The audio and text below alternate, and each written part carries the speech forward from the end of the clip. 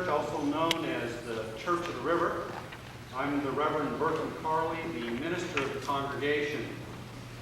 We are pleased to begin this evening the first of 3 programs titled Memphis Retrospective, the African American Legacy. Through the personal experience and thoughtful perspectives of the speakers, we hope to examine the civil rights movement in America and what it teaches us about race relations in our own city and throughout the nation. Our speakers in the series include Dr. Benjamin Hooks, Mrs. Maxine Smith, and Mr. Ron Walter. This program is the effort of the Interracial Lead Committee of our church. Its task is to help lead our congregation in appreciating diversity and to help us in the small ways that we are able to be a bridge for racial reconciliation in our city. It does indeed give me great pleasure to introduce the Reverend Dr. Benjamin Hooks, our speaker tonight. He is well known locally and nationally as the past executive director of NAACP. Born in Memphis, he attended Lemoyne College, Howard University in Washington, D.C., and DePaul University College of Law in Chicago. He has the distinction of being the first black judge in the South since Reconstruction. He was also the first black member of the Federal Communications Commission, the FCC. He has served on many boards in our city, and now he is the senior vice president of the Chapman Company, a minority-controlled investment banking firm, and, as we well know, the president of the National Civil Rights Museum in Memphis. After his presentation, he will take a few questions. And following that, we have learned that today is Mrs. Hooks' birthday. And so we invite everybody to join us in our Mississippi River Room across our patio for some cake after the presentation. Please join me in giving a hearty welcome to the Reverend Dr. Benjamin Hooks.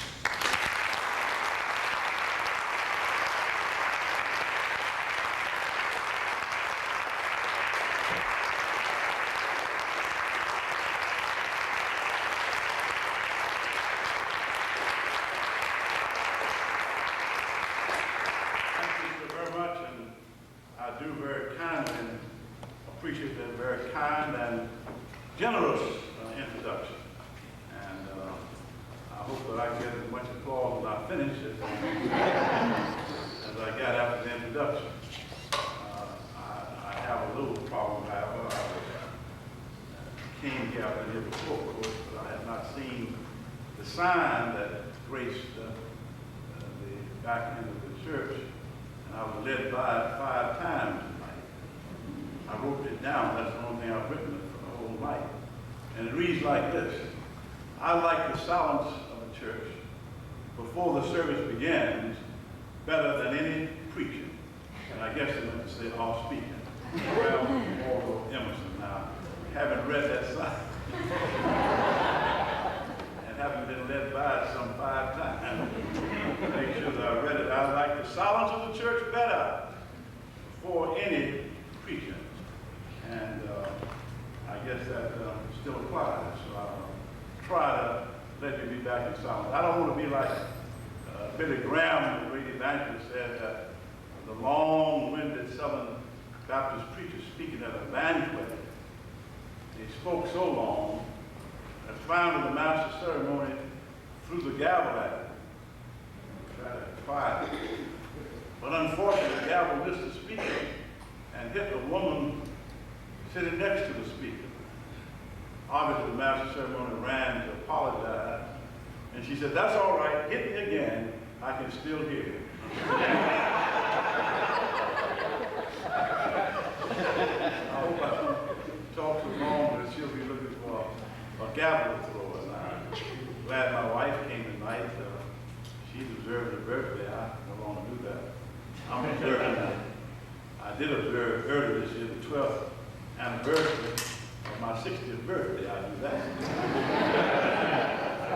Where's Francis? I don't see her. I let her hide because when I knew you were going to be a kind audience, the reason I let her hide is because you never know what people think about your speaking. They'll take a good thing, but if you don't hear what they say. And one day I was speaking at a college commencement, and France was seated in the crowd, and finally the man next to her said, "Who is that fool?" A little later, and what is he speaking about? And finally, and how long will he be? And after the meeting was over, my wife is not known for diplomacy. She jumped up and said, "Do you know who I am?" The man said, "No, who are you?" She said, "I'm that fool's wife you think talking." He asked her, "Do you know who I am?" She said, "No." He said, "Thank God."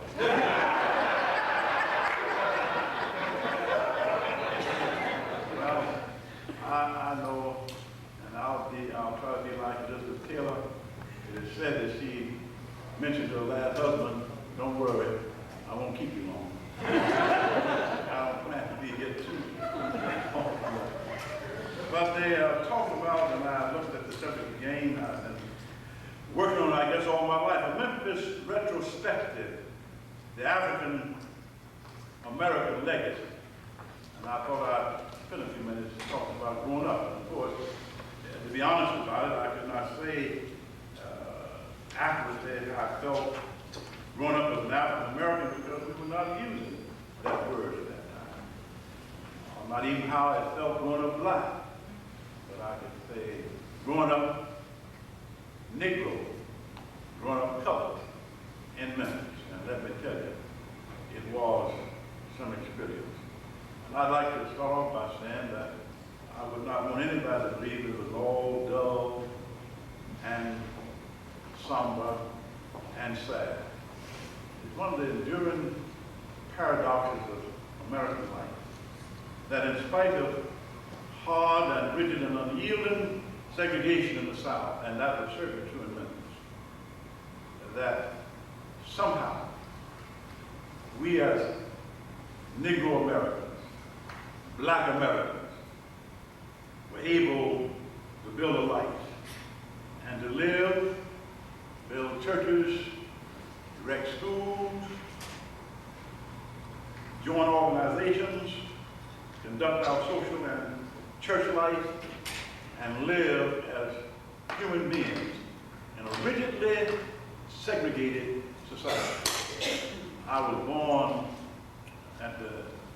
on Lauderdale Street, near St. Paul. That area is now covered by what we know as the Claiborne Homes. And it was a peculiar neighborhood. In my own house, for many years, we did not have inside water, bathtub, or did not have a hot water tank. I was 14 before I ever took a bath in a tub that we know about now. In fact, I'm convinced that everybody in my neighborhood was just about poverty-stricken. We didn't know it, so it didn't bother us particularly. We just lived on anyway, like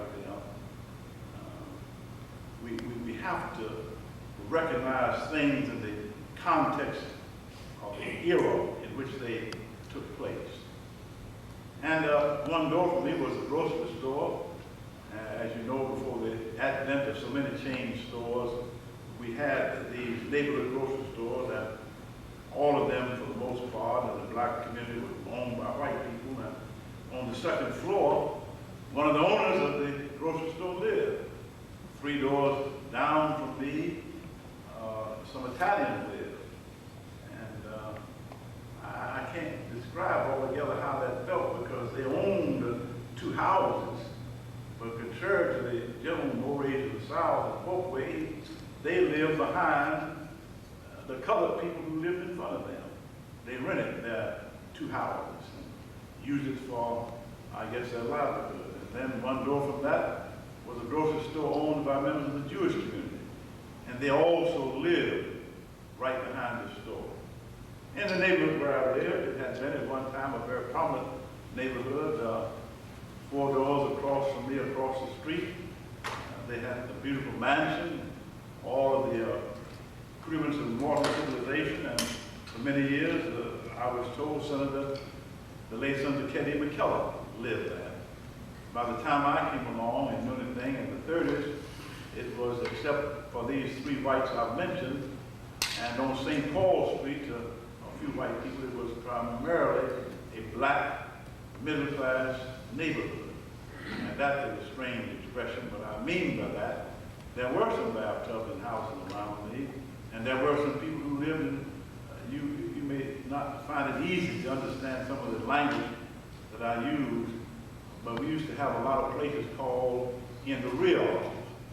The house faced the street, behind the house facing nothing unless it was an alley, or another house was another dwelling place, and we call those places in the rear. And those places, of course, had outdoor toilets, no running water. Many of them did not have electric lights. And so it was a neighborhood completely, from the viewpoint of the black community, integrated in terms of there was, very close to me, a black dentist living. And right down the street, a black man who owned several cafes and a taxi cab company. And in that environment, we were raised. Public school was about 5 doors from my house, and I really went to neighborhood school, unlike my wife, who had to pass several white schools to get to her neighborhood school. And it was as you know, if you're not old enough to remember it, a completely and rigidly segregated society. We went down on Main Street to shop for big department stores, Reed on the north, Goldsmith on the south, and Lowenstein and Gerber in between. There were times when you could not even try on a pair of shoes if you bought them in Gerber, or could not try on a hat when the service was less than second class, and when perhaps you would be insulted openly and without any thought of apology. But I learned as I got older that we were fairly advanced in Memphis because we could ride on elevators. In many places, in Birmingham, for instance, you had to ride on what they call a freight elevator. We were advanced in Memphis, far above most towns. We like freight elevators. As long as it didn't push too hard, get on in front of anybody, we could act very courteously and smile, whether we were tickled or not. We could survive in this environment. There were, of course, segregated water fountains, those that said openly for colored only. If there were restrooms, I don't ever recall finding them. I guess they were there somewhere. I never knew where they were. And you had a Lower State Theater, Lower Palace Theater, Strand Theater that did not allow Negroes to come in at all. Warner Brothers did have a balcony, I think about the third or fourth balcony. And you went in from an alley. Did not even go in on Main Street. Went up to what was really an indoor fire escape. The Orpheum, as it was called in those days before it became the Malco, did have a box office for the Negro population on Beale Street. The box office was white men on Main, and about half block right in the same theater. And they had wide steps leading up to it, and we thought the Orpheum was a nice place because they offered us second-class accommodations better than the third and fourth class at other places. I cannot really recall when I first became aware that I was a Negro. But I also cannot remember a day of my life that I did not recognize that I was not white and that I was a Negro. And there were certain rules and regulations that we were expected to follow. I knew about police brutality. Nearly every black man who grew up in those days definitely afraid of the police, and rightly so. We knew that we could not go to the zoo except on a certain day in the week, and not that day that was a national holiday, that we had a separate fair. White community had the Mid-South Fair, and we could not attend the fairground at all fairgrounds at all during that week, and we had the Tri-State Fair. But somehow, within that environment, and I see all of this talk about Ebonics now, and obviously, if you think about it, Southerners, black and white, do have certain colloquialisms which they use. Some things that we call black English, if you listen closely enough, white people who have not been well trained and were raised in rural areas talk exactly the same way. I heard a prominent man the other day in the white community use that expression we call black English. I'm gonna buy a car. I-M-O, buy a car. You know, skip a lot of words to get to it. It is black English, but it's also a Southern colloquialism. I'm going, G-O-N-N-A, instead of going to. And when we look at it, we were afflicted with that. But some of the things I hear now about black English, I had never heard in my life when I was a boy in school. So it seems in some ways that we may be going backwards. And this disturbs me as we make progress in one direction. We may be retrogressing in some other way. In this background, were we as colored people, Negroes, discontent? Did we have anything happen? I can remember in those days, in the 30s, my sister, Judy, who could not be here tonight, was secretary of the Memphis branch of the NAACP, and I remember we were disturbed because we did not like in the 30s, and I don't know how far back it goes, the fact that in the newspaper, the daily papers, they would not use courtesy title. If they were talking about a Negro woman whose name was Mary Jones, they may call her Mary Jones in the first sentence, but the rest of the time she was Mary. She could be the principal of the school, have a PhD degree. Well, I take that back. If you were a doctor, they wouldn't call you a doctor. They like that. But she could have a master's degree, be the pastor of this church, and she would still be married all the way through. And because they used lowercase, would not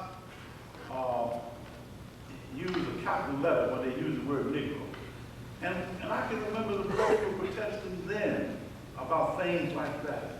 We were agitated and disturbed because there was not a branch library where Negroes could, and I hate to keep using that word, I don't want to be misunderstood, videotaping this, but I'm trying to be contemporary, use the word now that was being used then. I hope you understand that, because otherwise I'm almost telling a lie. But because they had no library, Cossett Library was down on Front Street, and you know it was in the 1950s that many young black students went to jail for trying to use the Cossett Library. So in 1930, of course we had no sense.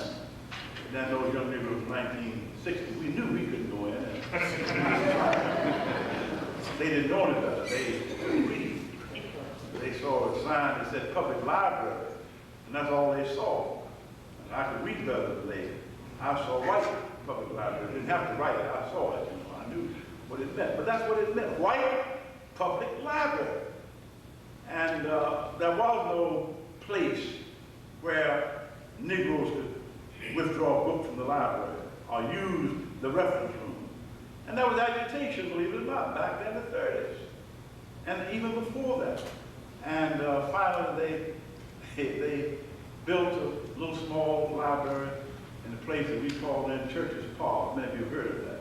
That's a whole other story I don't want to quite get into tonight. A big dispute, and they stopped calling it Church's Park, even though it had been donated to the city by a Negro citizen by the name of Robert Church Sr., and some political dispute between Trump and Church. They dropped the name Church's Park and called it Beale Street Park. But down there in that park, it's destroyed now, they took a room and made it a library for Negroes. We protested because they were building swimming pools for white people in their communities. And finally we got a swimming pool in Washington Park, and a swimming pool in Orange in the Dixie Homes neighborhood by Conn School and other places. All of these years I would have you to understand, if you look back at our legacy, and people say the civil rights movement started in 1954, the Brown versus Board, or it started in 1955 at Rosa Parks. It sickens me because I have known us to be agitated as long as I've been alive. Not in the same way, not in the same form, but disturbed, because we were disturbed that the only schools we got at some point were schools that had been given up by the white people when they were almost ready to fall down. They would say, this is not a Negro school. So they built several new schools here. Proto School on Lauderdale, one half block where I live. The old Booker Washington High School, built in 1926, if my memory serves me correct. And later on, LaRose School. This didn't just happen. There were leaders in this community who were protesting the fact that there were no curbs and gutters where we lived, that they just had muddy, grass-strewn roads, that there were no stop signs, and certainly no red lights in the community inhabited by the Negro population. And all of this was a part of the agitation. Agitation because there were no Negroes on the police force or in the fire department. These are the kinds of things that the NAACP and various leaders of the black community were attempting to redress with different tools and different techniques. But I cannot remember the day of my life growing up that I did not hear my mother and father, and I was the fifth child, my older sisters and brothers, talking about the things that were wrong with the way we were being treated, colored, white community. The other peculiar thing was that many, many members of the Negro community had moved to Chicago and St. Louis and New York City and Detroit. And whether you believe it or not, in those days they did have Negroes in the fire department and on the police force. And they'd come back and tell their young brothers this about it. Of course, we didn't believe them. We knew they couldn't be telling the truth. No such thing as Negro policemen. My whole aspiration was blighted because of the fact that there were certain things that I had to wonder if I could achieve. It took years to throw off the yoke, and some folks never were able to throw it off. I had 5, and I can say this honestly, very, very smart and brilliant brothers and sisters who never had a chance to go to college, because even though there was a Memphis State University here, Memphis State College, operated by the state, paid for, they did not allow Negroes to attend. Luckily, we did have a Lamorne College, but the tuition was enough to keep most of us from going. It was very cheap. It was $100, about $100 a semester, I believe, at that time. And I know people wonder why we couldn't make it, but you have to remember that when I grew up, black women were working in what we call domestic service for $1 a day and college. That may seem like a fair, go back and read it. $1 a day, cow fat, and something they call carrying privilege. That meant you could take a little something home each night so your children could live. Grown men in the black community working for $10 a week, $12 a week. But that is not too surprising because, to be honest about it, the white community during those Depression years, they were not making a great living wage, but the living wage or the going rate in the black community was so much less. And so that $100 a year, $100 a semester was an impossible task for the average black family to pay for a child to go to college. In fact, when I was a boy in the 30s, every, what we call then grammar school, went to the 8th grade. Every one of them had a big graduation exercise. We finished the 8th grade, we managed to get a black pass and a white shirt from somewhere and march across that stage because about half of them were never going any further in school.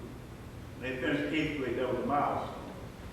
When you finished high school, oh my God, it had one of these robes on, cap, diploma, a big exercise.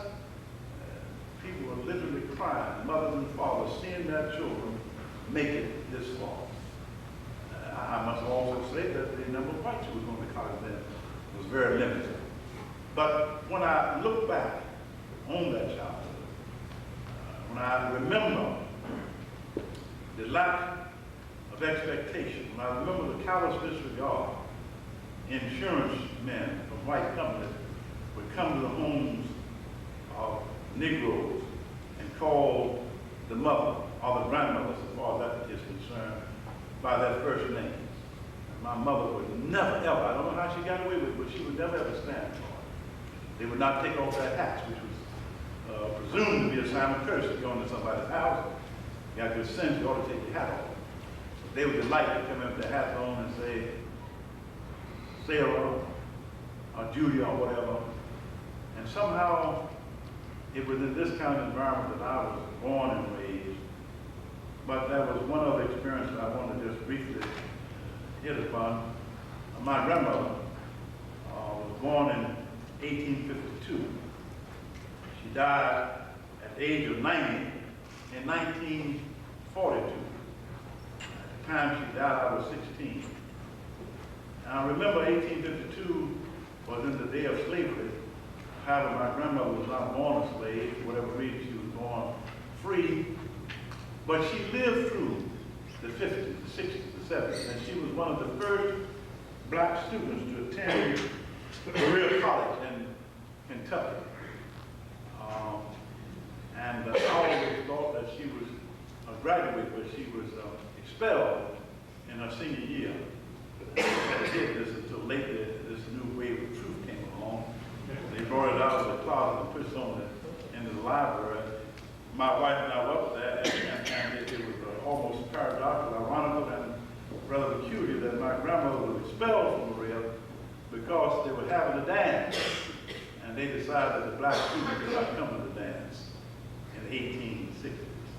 And she led a protest movement and got put out of school. So she never finished senior year. But on the other hand, she was called back to school to teach and became the first black teacher in Berea because she was a musical genius.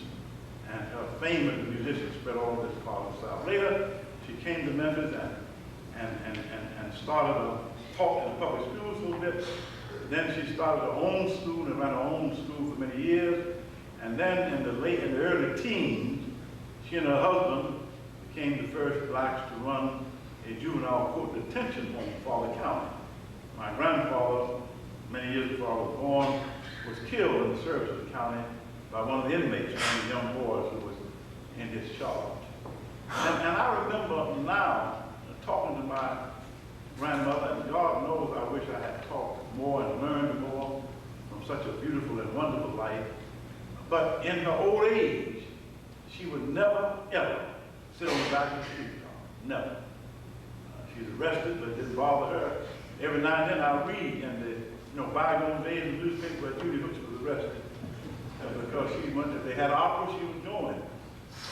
She and I were well contemporary friends, and then the side door, back door, right straight in. But then if you recall your history, there was a brief period of time after the end of the Civil War when there was no official Jim Crow. The laws sanctioning Jim Crow had not been passed. The separate but equal became the real law of the land in the 90s. Now, it was the law of the land, but not by judicial decree until the Pleasant versus Ferguson case. So there were a whole group of black folk who protested about riding in special railroad trains, or riding on the back of the horse-drawn or the streetcar, about having to attend operas at the city hall in separate ways. So perhaps there may have been something that was born in me.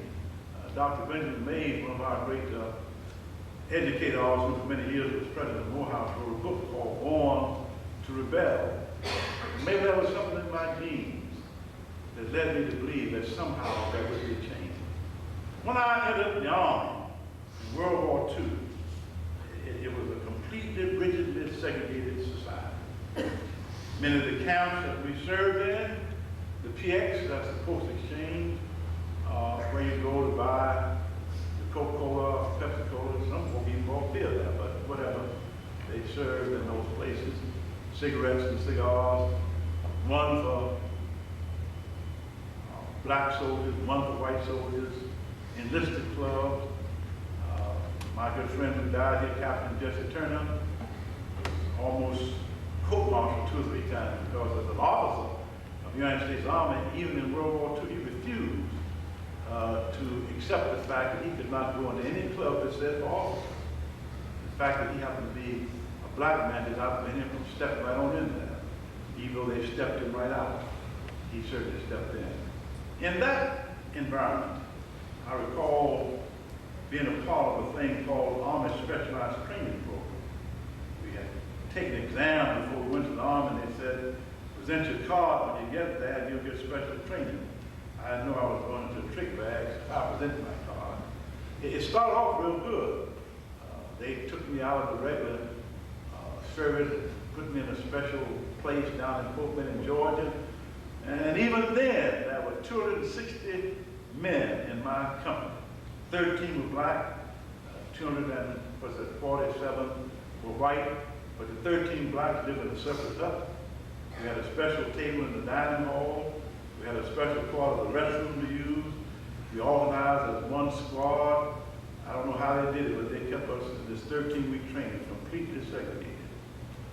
But something happened that nobody ever expected. The Army never did yield on the question of segregation. There was even a question whether black men were fit to be soldiers. Notwithstanding our glorious history in the Civil War, where 300,000 black men put on the uniform, proved that a drop of gold did not weigh as much as a drop of blood. Did not take into account the Buffalo battalions fought in the Indian War after the Civil War. That glorious surge with Theodore Roosevelt at San Juan Hill, or our fighting and dying in the bitter battlefields of France in World War I, and even in World War II, there were some who said, can they fight? The Tuskegee experiment, where they allowed a few Negroes to try to fly planes, asking, do they have enough sense to fly? How stupid we could be, even in the 1940s. But somehow those 10 million or more men, black and white, women, who were drafted or volunteered in World War II, when they left this country and went to wherever they had to go, China, later Japan, France, England, Italy. I was overseas 16 months. Somehow the wall of segregation that became so rigid in America began to fall. Maybe not all together in the army camps or in the army barracks, but certainly the bars, the taverns, the hotels, the roadways, the restrooms, the places where people live. It made a real difference. And I looked into the eyes of many young white soldiers who somehow were perplexed, did not quite understand what was happening, but who had almost concluded that things could never really be the same again after this experience. So I came back out of the Army, and I had made my mind up that I wanted to be a part of change. I was convinced that the segregated way of life in which I had been raised could not continue to be, that somehow there would be a change. I must confess, I did not have a blueprint or map, I did not have directions, I did not know what would happen, but I knew one thing, that I was going to be a part of. I was also convinced that it could not stand as it had been. And so I decided that the best way I could decide was to study the law, because I was convinced then that it was through the law that we could make the great change in American society. I had been a student of the work of the NAACP in my high school and college days. I told you that my sister was the secretary of the administrative branch of the NAACP, and in those days, to be a member of the NAACP could mean you get fired from your job. You were teaching, you dare not admit that you were an NAACP member. On most places, we were considered agitators, communists, or worse, whatever that is, and not being trusted and no good and uppity, and folk who would talk back and not scratch when they did itch, and so we were a nuisance, and they did not want NAACPers in these jobs. And so a lot of people paid their money but said, for God's sake, don't put my name on the roll. And we were outlawed from operating in Alabama, in Texas, by law. They got judicial decrees that we could not operate as an organization. Most people have forgotten that. At the time of Martin King's spectacular triumphs in Alabama, the NAACP had been outlawed from operating in that state. So if we operated as outlaws, but not within the law. Same thing happened in Texas, where an attorney general got on a helicopter and went from courthouse to courthouse over the state of Texas, giving the writ that the NAACP could not operate in that state legally. That people who belong were breaking and violating the law. I came to Memphis back from the army, and as you know, there's no need to belabor that point. There was not a law school that I could attend. I picked up well, I had a peculiar experience. I'll share this with you. I didn't volunteer. I want you to understand that exactly. But I didn't object, and the reason I didn't object to going was because I was about 18. I had not been out of Memphis over twice in my life. Did you know that I, Benjamin L. Roosevelt, got a personal letter from President Roosevelt, signed by him? He said, "Dear Benjamin, look, we need you." And I put my feet together. I didn't know he knew me.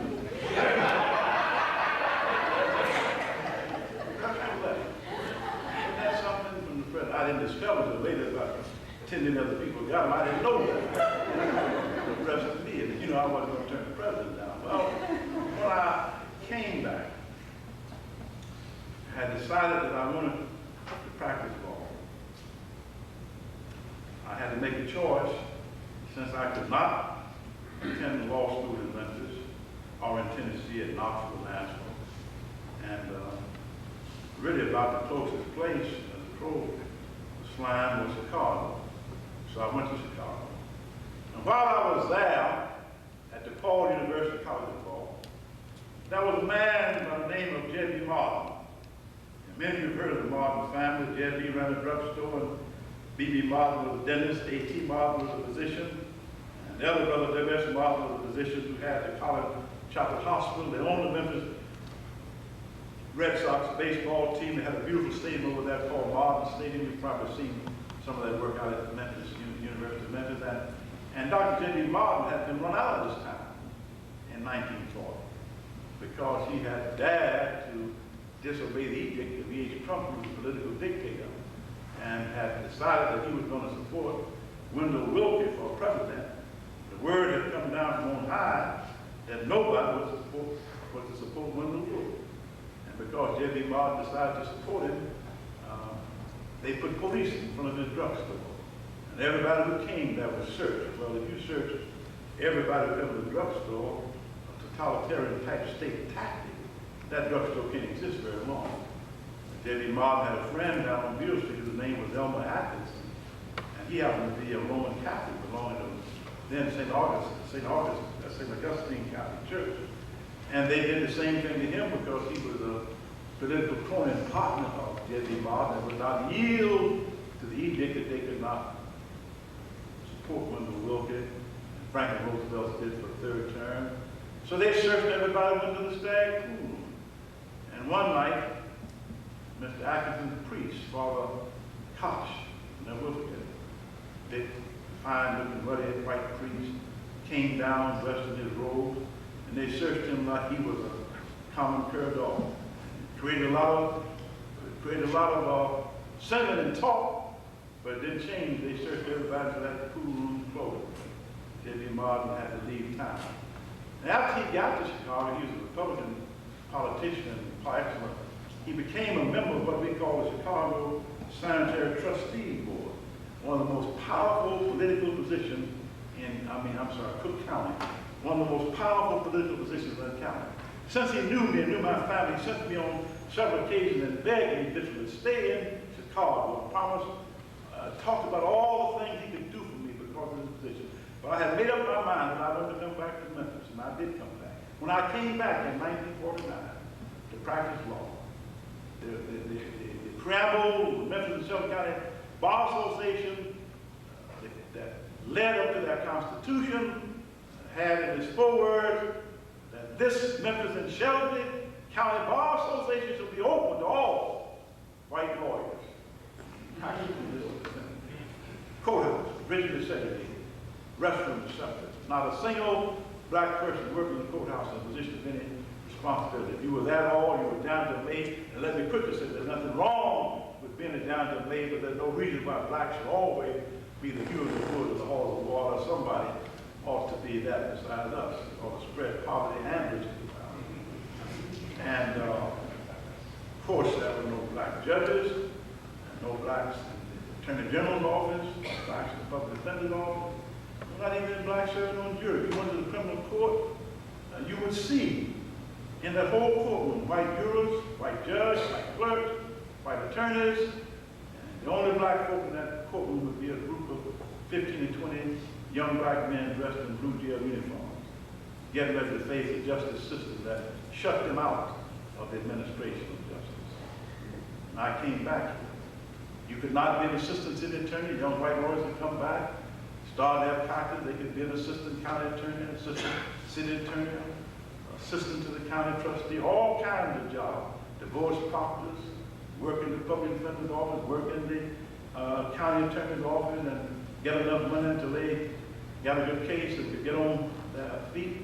But all of that was closed. There were lawyers who did not even want you to sit on the bench. I don't mean the judge's bench. We had a little bench where lawyers could have a seat. One of the first chances I had to see a civil demonstration was when now Jerry Lockett sat down on that bench, and white lawyer tried to force him off by moving his buttocks this way, and Lockett moved his buttocks that way, and they had a nice buttocks moving. Until Lockett said, if you do it one more time, you're going to find yourself on that floor. That ended the contest, and we then started sitting on the seat. When you went into the courtroom, obviously nobody ever called you a lawyer or Mr. If they knew your first name, you were Ben or Arlis or Sam. If you went to file a petition in the court clerk's office, you'd have to wait until every white lawyer that came in was waited on, even if they came in behind you. You could stand there for 15 minutes, and they'd look over you, and some white lawyer come in, they'd look at me, yes, sir, what can I do for you? That was the kind of system we faced. In that time,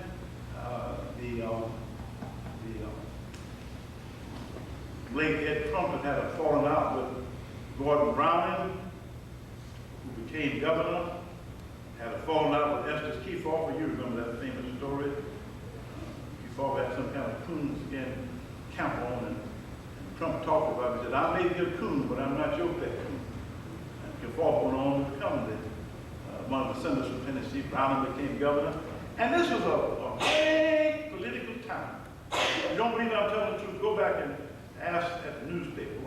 When Trump supported the candidate for governor, his candidate would get 60,282 votes. And his opponent would get 602. Can you imagine counting where and the results came in like that all the time? And Shelby County was all the way to the last county in the state to report, so they could see how many votes they needed. Well, it had also an indirect result. You may not be aware of this, but all of the years of my life, black people had voted in this county.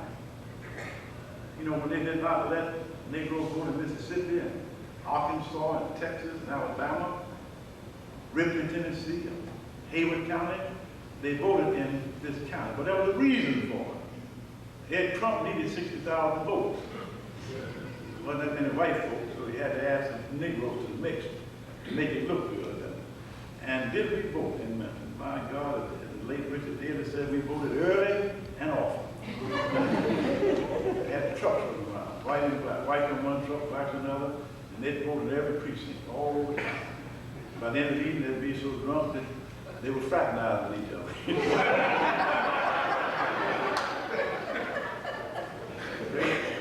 Great city. And I came back, faced that kind of thing. And I read the story of Commercial Appeal, I think it was Sunday, and you saw that big picture, the sign that said, I am a man. I suppose that one reason that in 1968, even after so many things had happened, this was in one sense the first great mass demonstration of adults the history of Memphis. Now, we've had a lot of students in the days prior to that. You know about the city movement in Memphis. I represent along with Russell Sugarman and A.W. Willis and Odell Horton and H.T. Lockett and Ben Jones. We represent, I guess, 8,000 students. But this was the first concerted, concentrated effort that adults voiced their displeasure with the system. Lest I forget, I want to go back just 1 minute. When Governor Brown became governor, in order to break up the Trump machine, they abolished all the voter registration rolls in the entire state of Tennessee. And we then started what is called in 1948 permanent voter registration. So when I came back in 49, there were only 7,000 African Americans registered to vote in this entire county. Think about that number now. And I can recall voter registration campaign after voter registration campaign where we added 10 and 12 and 20,000 additional blacks to the voting roll.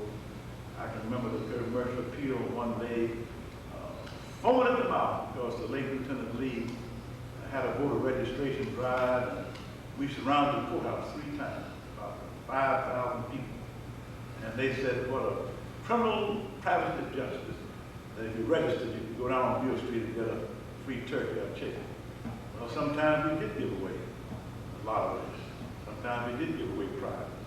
But they were legitimate. They were efforts to change the complexion, racist, white supremacist type of oppression that we faced in this country. Well, in 1968, after many years of grievous mistreatment, the sanitation men, I think some 1,200 strong, struck, and you know what eventually happened on the 4th of April, 1968. Dr. King was killed at this time as he came to help sanitation men receive a decent wage. And it wasn't wage, it really was not so much a wage, it was inhuman and inhumane treatment. And most of the people who strike wear a sign that asks for lower, higher wages and less hours. But those men watched march down Main Street day after day with a sign that simply said, I am a man. Whether you know it or not, a very profound statement for men who have been treated like boys or dogs or slaves or curs, for men who had never had a word of respect spoken to them by men of the other race, for men whose lives had been dogged from early morning to late at night and felt crushed down and oppressed. And finally something deep in the heart of their consciousness struck them, and they reminded themselves, whatever else you think about me, I am a man. Since I am a man, there are certain things that ought to be mine. Not because I have property or money, because I'm intelligent and educated, but because I am a man, a human being. There are certain rights to which I am entitled. That movement spread across the city and gripped it even more than the city movement that opened the doors. At that time, I was sitting as a judge on the bench in Shelby County, member of the judiciary.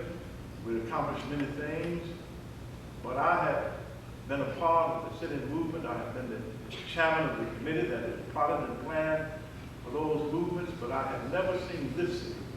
And I was a member of the board of Dr. Martin Luther King's Southern Christian Leadership Conference, so I have been involved in demonstrations in Selma and Brown Chapel and Birmingham and 16th Street Church. I've been all over. I laugh because I can never forget that. I'm not that much of a crusader. I just was where the crusade war was at. I was down with Dr. King in Selma, and he was, you know, it seems almost silly, but there was a profound meaning in it. We were told that we could not come to the courthouse where they were registered voters. Sheriff Clark said, we're not going to even let you come to the courthouse. Not going to even talk about registering. We're going to stop you from coming to the courthouse. And a battle of wills ensued. And Dr. King and Andy Young and Rabbi Abinaz said, but we are going to the courthouse. If we don't do anything but stand that protest. And Clark says, by the grace of God and my billy clubs and my deputy, you're not going to bring yourself, and they use a bad word, to the courthouse.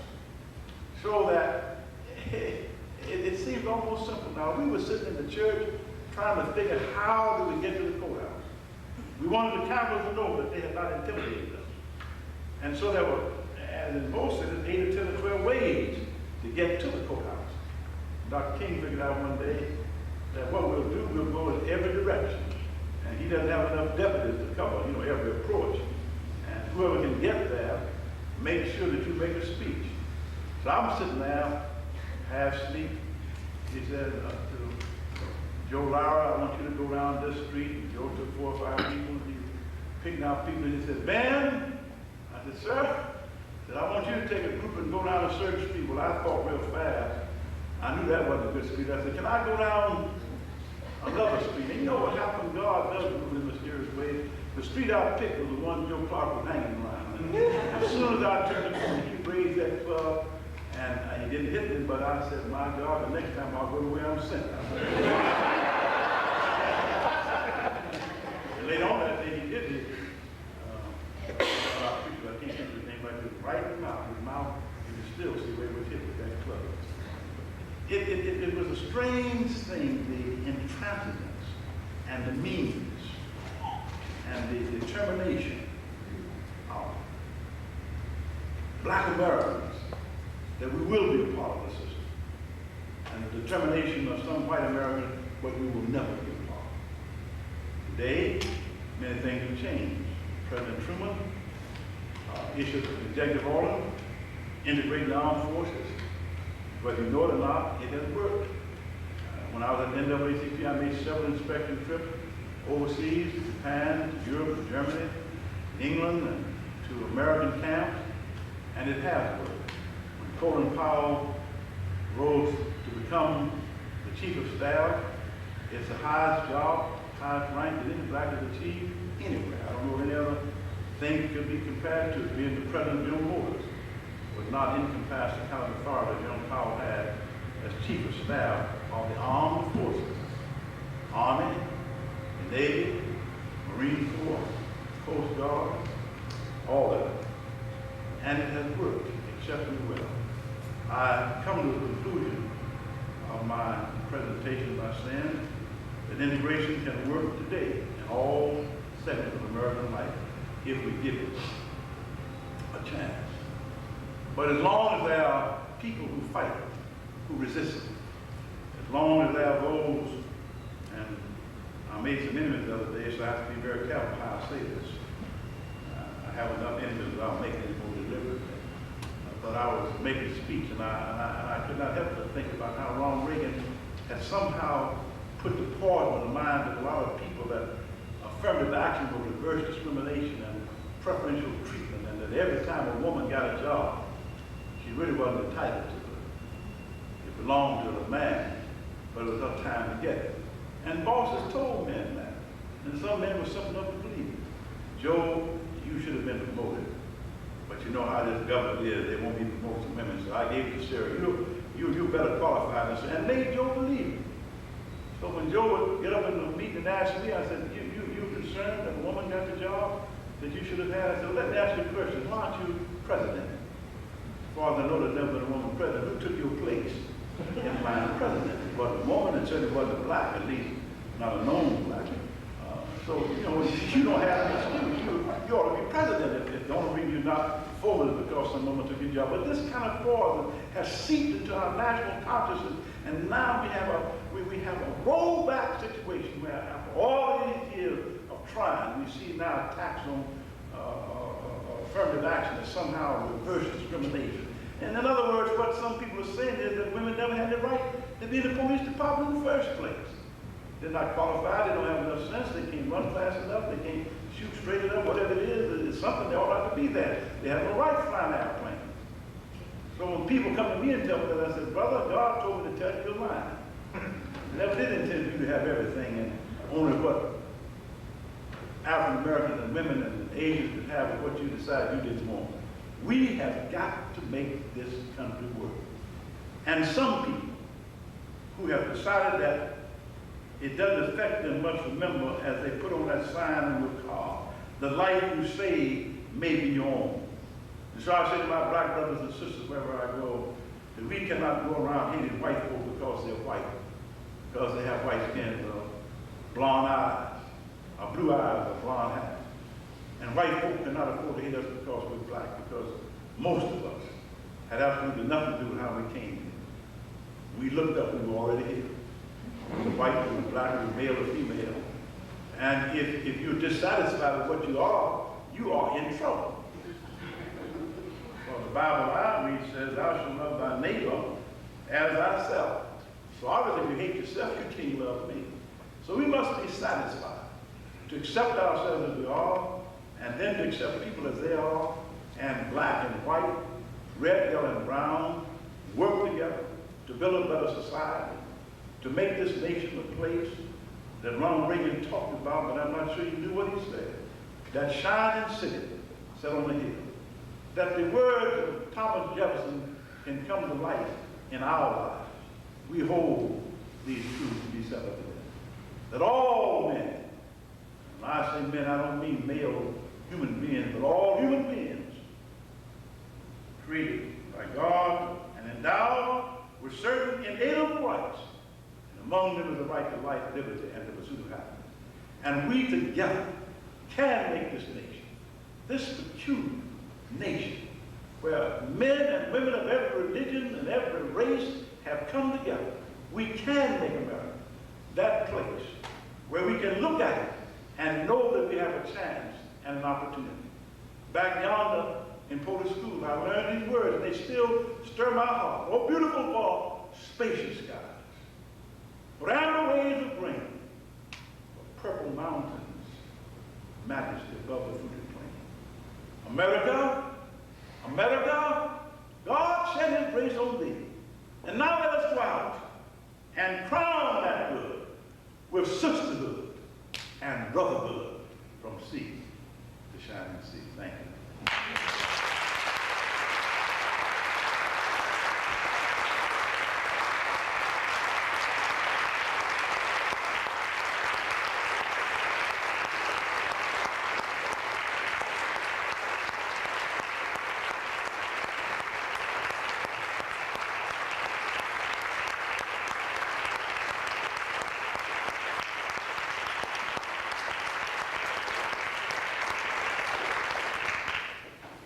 I think that they said I should perhaps have some questions or anybody have. We have a microphone and Can I be heard? Was this mic working all right?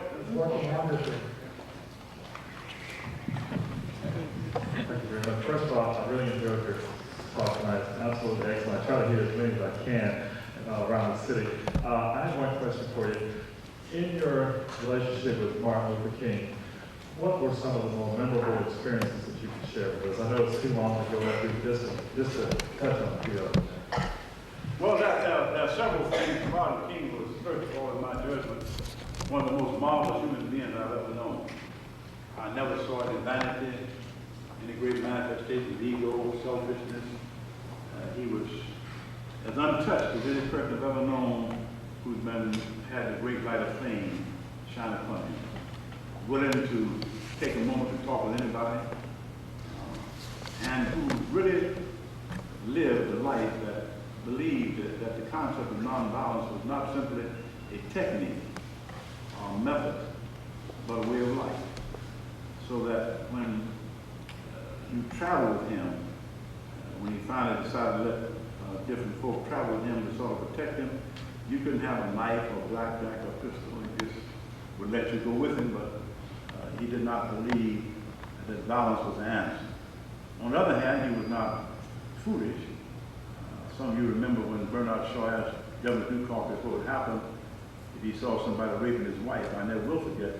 And Governor Dukakis took an hour, I think, to answer it. Yeah, it cost him the presidency. But somebody asked Dr. King one day, if you came into your home and saw a man killing your wife, raping your wife, killing your children, what would you do? And he said, very simply, I would do whatever was necessary in my power to stop it, whatever that was, including using my hands or my fist or whatever. But other than a situation like that, he was truly dedicated to the concept of nonviolence as a way of life and not simply a technique to achieve a certain ends. And I suppose that having heard him, I introduced him one night in Birmingham, and he had received a lot of death threats. A man of great courage. And that always bothered me because other blacks who lived in the North, who were talking about fighting and using knives and shotguns, never exhibited the kind of personal courage, in my judgment, that Martin King did. And that night in Birmingham, when I introduced him, and we'd been in the meeting all day, and I remember that he had been getting death threats, letters, and phone calls all that day. And in that big auditorium, the municipal auditorium in Birmingham, if you've never had that experience, and I'm sure you've had it, they turn all the lights out in the auditorium. No lights out there. And they have the lights of the stage focused on the speaker. So you look out. You notice a lot of people out there, but you don't see anybody. You know, whether anybody has a shotgun, a rifle, a brick, whatever, moving toward you. And it's all an eerie feeling. Now, many times I had spoken in that environment, I had not thought about it except that night as I introduced Dr. King to recognize he's going to stand here for an hour and speak to this, almost you might call it a black hole. And to me, it took great courage to do a thing like that. And later on, when he finished speaking that night, and we were leaving the auditorium maybe 15 or 20 minutes after he spoke, a man came up and knocked him down on the stage. It's that type of courage that I remember about him. I saw him on about 3 different occasions being arrested. Hands handcuffed behind, big hostile deputies pushing him against the car. And you know, King was a small man, was not very tall, didn't weigh very much. And to see him being pushed into a squad car, taken away, where there'd be no friends to report, no news camera, no reporters, nobody to take down what happened. 39 times he submitted to that type of humility. That's kind of humiliation then. And then I guess on the other side, one year he came to Memphis, and I remember how down at the Lorraine Hotel, he and Rev. Abner were both very fond of cornbread and catfish. And how if one of them would forget to order that, they'd eat off each other's plates, you know, cutting out catfish. And one night at my church when I was on the other side of town, had a beautiful baritone voice. Trained singer, most people didn't know that, not the lead singer, but a choir trained, and how he loved to sing the great hymns of the church, and how he could lift up that voice, singing "We Shall Overcome," and lead us with such enthusiasm to a crowd like this, literally take the wall. You know, we don't have that much to sing about, I guess, now, and we are rather stilted and quiet, and we've been told we shouldn't rejoice too much in God. All right to rejoice about the oil that's coming to town, chicks winning the baseball game, and don't mention it if the Memphis team wins something. We can holler and shout out there, but don't do it. But we would take the walls off of the church almost, just lift it up, and I can see him now with the joy radiating, in spite of all the troubles he had, and all of his life of leadership was a troubled life. People, I don't know, talk a little bit too long, but just let me say it because it's important. People always ask me, when will you? We have another leader like Dr. King that all the folk will follow him. I said, well, you don't know your history. Dr. King was ostracized, lied on by the white community, shunned by many of the black community, leader of the largest black religious organization in the nation of Egypt. The church did not go with him. When the preacher came to town, made sure there was no scene with him. Criticized by people who, you know, names I will not call, but you know the names of the so-called militant leaders who said that he was teaching us nonviolence to lead us to death and destruction. And he had to do all of that. I remember one day he was called on by NBC to meet, did they have Meet the Press? I think that was the name of it. And they put Stoker Carmichael on with him. But if you knew Stoker, he had a very flip tongue. He could talk quickly. Dr. King was always deliberate in his speech. And NBC asked him to appear, but did not tell him that Stoker Carmichael would be on the stage. I think it was, I have to tell you, it happened on all the networks. I think it was a trick bag. Ralph Brown or Stoker Carmichael to be on. I don't have an objection to him being on television, but why tell King you'll be the guest and then bring on somebody else that can talk a completely different philosophy, and they're facial and quick-witted and fast with their tongue. And Dr. King is trying to make a rational argument in the way he did it best. And it would make him almost agonize whether he should go at all.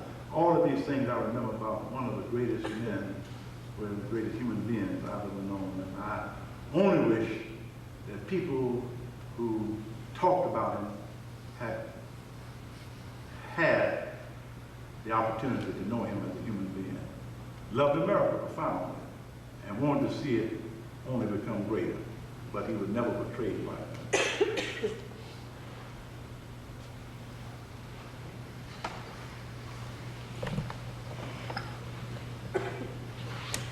Dr. Hooks, it seems like that the progress toward racial harmony and equality is like a head 3 and back 2. And I've heard that someone said the state of our progress right now is you can call it complacency. How would you describe right here in Memphis right now the state of our progress toward equality and harmony? Well, let me put it this way. This is sort of a joke, but it really happened. When I was a boy, my father had a photography studio on Beale Street, 164 Beale. And on the back porch, at night, I would sit out there and I could look up that little street that they call Church Street. They had named the street for Mr. R.R. Church Sr. It ran from my father's studio right up to Hull Dolls, you all may remember. And right above it was the Peabody Roof Garden. And of course, they were on radio, one of America's, the South's finest, and one of America's best hotels. And as a little boy, 12, 13, 14, I lay there on the back porch looking up, seeing the people up there dancing. I could not see their face, but I could see the white jackets on, and wondered if Ben Hooks would ever have a chance to be there other than a waiter or a busboy. And so about 4 or 5 years ago, after Peabody reopened, somebody invited me to dinner, and we were sitting there, ducks walking in order, acting like they had good sense. And swimming around, and while we were eating, that time was up and they marched on back. Didn't shirk and didn't try to take over the pool, and just went on back up there wherever they lived. And I was having dinner with this friend of mine who happened to be an African American, and since he had paid for it, I went out pretty good. I had filet mignon and Caesar salad. I didn't go crazy, but I had my tab, make sure I didn't get too far.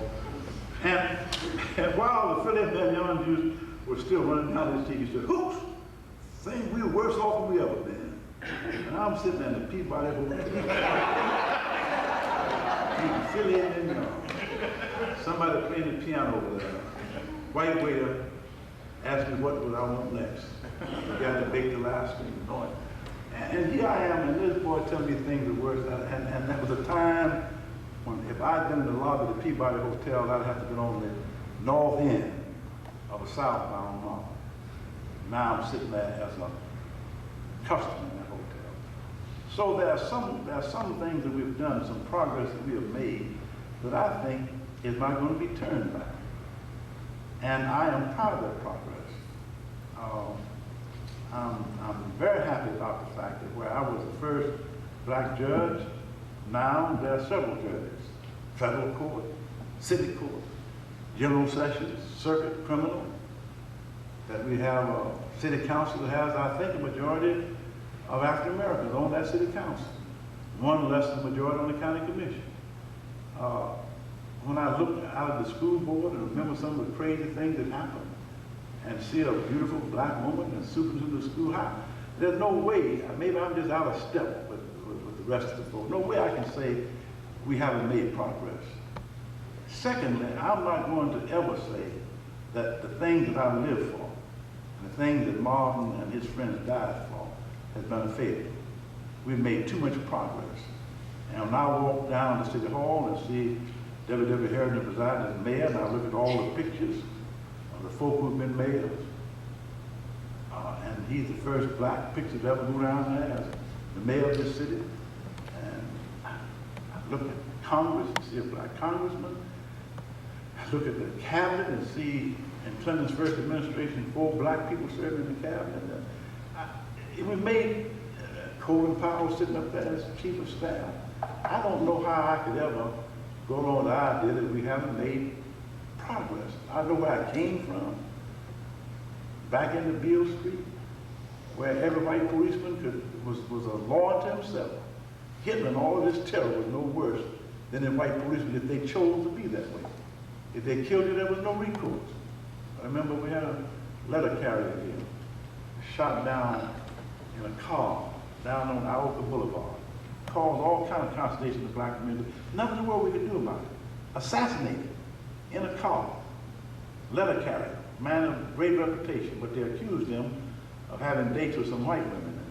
They set up a trap for him, and they killed him right down. I remember all of the consternation that happened, but what, that was all over, every policeman was exonerated. I've seen policemen beat black folk on Beale Street like they were mad dogs, blood running like water in the river, and knowing that nothing could happen. I've seen that change.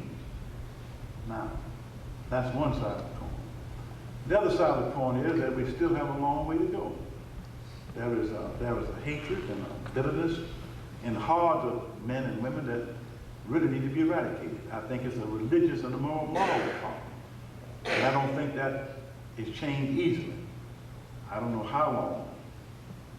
There's been problems with tribal differences in Rwanda, and they haven't been erased in all these hundreds of years. I don't know how long Catholics and Protestants have been fighting in Ireland. I don't know how long over there in Israel, warfare between different tribes of people in Nigeria today. It takes a long time. America might have been a little naive to expect we were going to solve all our problems in 20 years. But with that kind of nation, on the 50,000 planes a year, we do. Now we can eliminate legal segregation, and we can fix it so that you can't discriminate easily against us in the workplace. I don't mean that you can't, but it'd be hard if a suit is law to sustain. But that did not deal with that human question of how we regard each other. And when I look at tribal and racial and religious and gender differences that have been, as far as I can see, Cain killed Abel, infancy of human experience. And I think that that's going to be with us a long time. Does it discourage me? Yes. But it does dishearten me. And I'm convinced that we will, as we used to sing, overcome someday. Maybe not in my lifetime, maybe not in the lifetime of my grandchildren, but somewhere down the road. So I think finally that there are plateaus to reach in progress, whether scientific or whatever way you go a certain distance up the hill and you stop for a while. And I think right now, because of certain defects in our national government, because of certain lies told by men in high places, that we are on a slippery slope going down. But there are certain things I don't think will ever be reversed. And in that, I rejoice. I want to echo that rejoicement and bring it right down to our church, which I'm so excited that we have you, because, as you know, Dr. Hooks, you and I had a church. You were pastor of a church that was 1 block from my church. And we've been friends for 30 years, and we wanted our two churches to exchange. And so your church invited our church to come, and about 8 of us did. And somehow we never could get to the reciprocity to invite you back to our church, even though I was on that board. And so it is indicative of where Memphis is and where our church river is, that we not only invited you, that we are here. So there is much to come, but progress indeed. Thank you. Anybody else before we just If you could wave a magic wand, have something happen here in Memphis. in Memphis, In Memphis. I won't take it all over the world yet, just in Memphis. That would be a part of the life of Memphis. Part of everybody who lives in Memphis. What would it be? If you just wave a magic wand and have this one thing happen for all of us here in Memphis, what would it be? well, I guess that's a little difficult because I labor in many situations where I have been found and moved Memphis National Civil Rights Museum, the home where Dr. King was killed. We have an interracial board, and for whatever reason, G.R. Hyde, known as Pitt Hyde, that family foundation has given more than $700,000 to keep that institution alive. And to me, that's a great sign of progress. When I look at our NAACP Freedom Fund and the money we raised, more than half of that has come from the white community, as they pay the money. So I have been involved in some of the, with the MIFA, couldn't make the meeting today because of the conflict, but as I see certain interracial efforts, and I'm serving on the board of Lemoyne College where we've had some great support. I guess that then I read about the meanness and the madness of certain people in both racial groups. I guess if I could wave a magic wand, it would be as old as the history of my religion. Thou shalt love thy neighbor as thyself. If you could get that into the heart and mind of people and remember the great parable of neighbor, and Rockefeller, the answer came, I don't mind doing that, good master. If you tell me who my neighbor is, do I go 3 doors down the street or 5? I go around the block, around the corner. And I think that the master made it clear that it was he who is in need that is your neighbor. And with that definition of neighbor, if we could learn that truth, and I think every great religion in some way embraces that concept of having respect for other folk that you want them to have for you, and that you have for yourself if you're a rational human being. And I guess if I could wave that magic wand, it would be that we could somehow take that into our lives, not as a motto, not as a sin, but as a real rule of our lives. And I think if we're all honest, we all have a long way to go to really reach that spot. Something in the human existence that made us love our families first, then our tribe, then our larger tribe, then our nation, our state, and it's going to take a long time before we race it. We make it in the evolution of human progress, that was a necessary ingredient to get where we are. But I think we've reached beyond that point. So that would be my magic wand, if we could get the people of Memphis to really and truly love their neighbors as they love themselves. I think we'd have a city. I might be ready to go on home. I've never been in a rush to do that. Thank you. We hope everyone will join us to help celebrate Mrs. Luke's birthday over in our social hall. And once again, let's express our appreciation.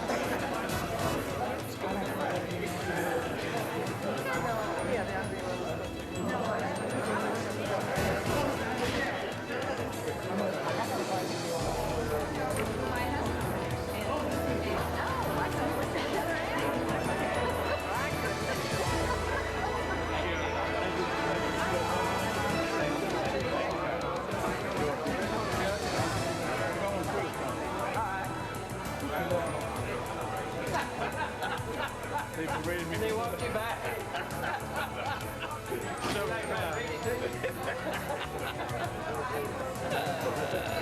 I met you after the barrel. Yes. You're my best and greatest friend. Well, he was certainly one of mine, too. I'm sure not in the same way. I wish he could have been here tonight. He'd give me some humor after the meeting. Yes, he was. Hello, how are you? Thank you. Thank you so much. It's just wonderful. Thank you.